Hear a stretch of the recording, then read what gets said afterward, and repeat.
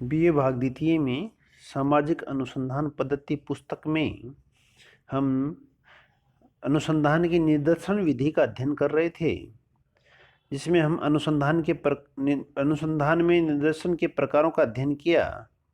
आज हम संभावित व असंभावित निदर्शन में अंतर को पढ़ेंगे। संभावित या देव निदर्शन की सभी विधियों में निदर्शन के चुनाव के समय समग्र की प्रत्येक इकाई को निदर्शन में आने का समान अवसर मिलता है तथा सभी इकाइयों के निदर्शन में सम्मिलित होने की गणना की जा सकती है। वहीं दूसरी ओर असंभावित निदर्शन में चूंकि सभी इकाइयों को निदर्शन में सम्मिलित होने का अवसर नहीं मिलता है, अतः किसी इकाई के निदर्शन में सम्मिलित होने की संभावना क्या है, इसकी गणना का प्रश्न ही नहीं उठता।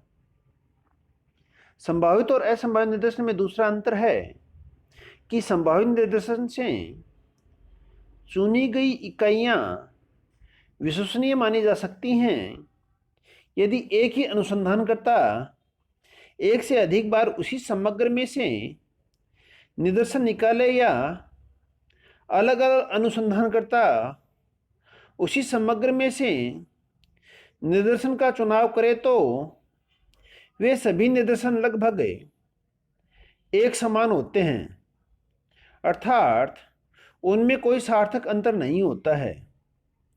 इसके विपरीत असंभावित निदर्शन द्वारा इस तरह की विश्वसनीयता प्राप्त नहीं की जा सकती है, क्योंकि इसमें इकाइयों का चयन मूलतः अनुसंधानकर्ता की इच्छा पर निर्भर करता है। जैसे सहविचार निदर्शन में अनुसंधानकर्ता निदर्शन की इकाइयों का चयन अपनी मर्जी से ही करता है, तो स्वयं चयनित निदर्शन में इकाइयां अपनी इच्छा से अध्ययन में सम्मिलित होती हैं।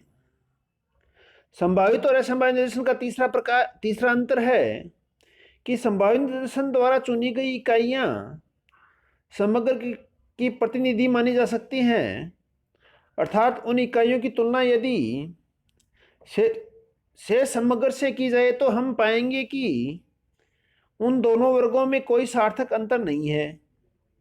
इसी कारण ऐसे निदर्शन के अध्ययन के आधार पर जो परिणाम प्राप्त किए जाते हैं उन्हें समग्र पर लागू किया जा सकता है, जबकि असंभावित निदर्शन से प्राप्त परिणाम उस निदर्शन तक ही सही होते हैं, उन्हें समग्र पर लागू नहीं किया जा सकता।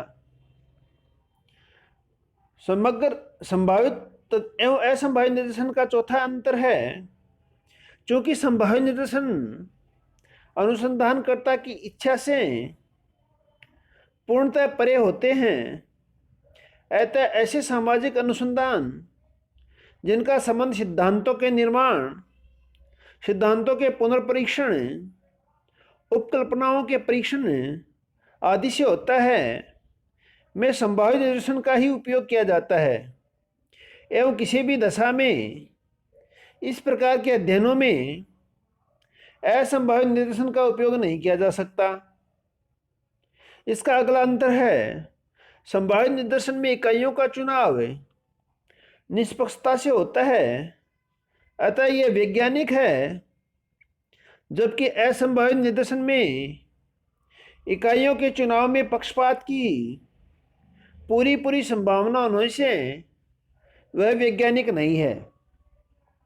संभावित निदर्शन में महत्वपूर्ण इकाइयों का निदर्शन में चुनाव होगा यह नहीं कहा जा सकता, जबकि असंभावित निदर्शन में महत्वपूर्ण इकाइयों के निदर्शन में आवश्यक रूप से सम्मिलित किया जाता है। संभावित निदर्शन में विकल्प की संभावना नहीं होती, विकल्प के लिए इकाइयों में परिवर्तन करना होता है।